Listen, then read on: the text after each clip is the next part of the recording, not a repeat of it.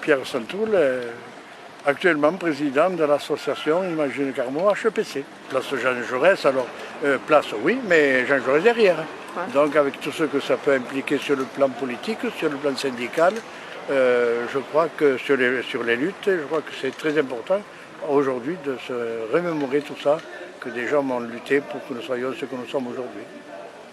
Aujourd'hui, Alors il y a trois choses. Il y a trois choses proposées.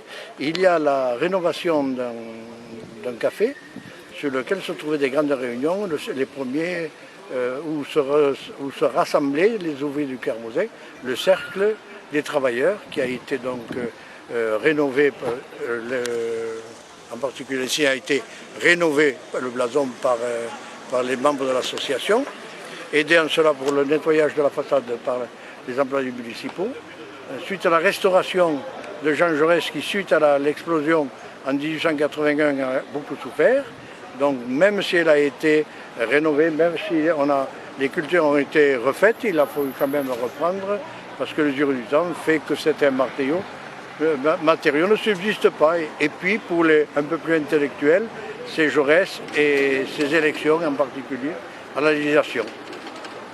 Alors avec le public, ce sont des échanges souvent très pointus, parce que ce sont des gens qui connaissent, et généralement ce sont des gens qui connaissent et qui viennent chercher une confirmation ou quelque chose qu'ils n'ont pas très bien saisi. Donc c'est un plaisir parce que nous avons des membres qui connaissent énormément de choses et qui enrichissent leur connaissance. À cette occasion, nous sortons notre deuxième livret qui a été mis en page très... Alors dans le contenu, c'est un peu la suite du premier, bon, puisque tous nos articles sont quand même très abondants. Alors si je prends par exemple les fameuses croix du Garrigue, c'est-à-dire pourquoi il y a une croix à cet endroit-là, on le retrouve dans le numéro 1. Dans le numéro 2, nous avons l'histoire des rues. Alors des rues de personnages qui ont déjà une histoire dans le Carmozin. La sauvegarde d'une certaine sculpture dite populaire, en particulier celles dans les cimetières. Hein. Au lieu de mettre ça au remblai, on a essayé de les récupérer parce qu'on pense que c'est quand même un témoignage de notre sculpture. Hein. Ah, des souvenirs marquants de la place Jean Jaurès, moi j'en ai un. Si je le fais, c'est Mitterrand. Ouais. Mitterrand qui démarre sa campagne chez nous, qui va revenir. Et ça, moi quand j'en parle encore, j'étais là quand on a appris sa mort. Et une des rares fois où on m'a empêché de parler. L'émotion m'avait tellement pris à la gorge que je ne pouvais pas en parler. Alors, il y a tellement de souvenirs, il y a de très beaux souvenirs avec les fêtes de la Saint-Privat. Quelque chose où la population se retrouve là, autour de manèges et de festivités, où on oublie à un moment donné tous nos souvenirs.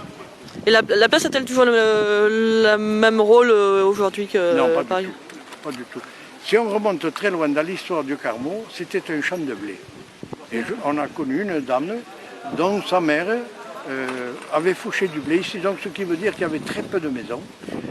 Puis, petit à petit, Carmaux s'agrandissant, en particulier du côté de l'Occident, qui est du côté de l'Ouest, c'est devenu donc une place publique, qui portait le nom de Foirail, mais Foirail neuf, par opposition au Foirail vieux qui existait déjà. Et puis elle a changé de nom, elle est devenue place Victor Hugo, et puis suite à l'assassinat de Jean Jaurès, en hommage pour lui, elle est devenue place Jean Jaurès 23, c'est-à-dire tout de suite au moment où il y a l'inauguration du groupe statuaire de la place Jean Jaurès.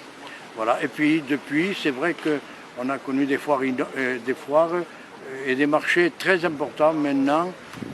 Petit à petit, ça se regroupe ces autres foires, mais nous avons cette nostalgie-là et puis ça restera toujours notre place Jean Jaurès.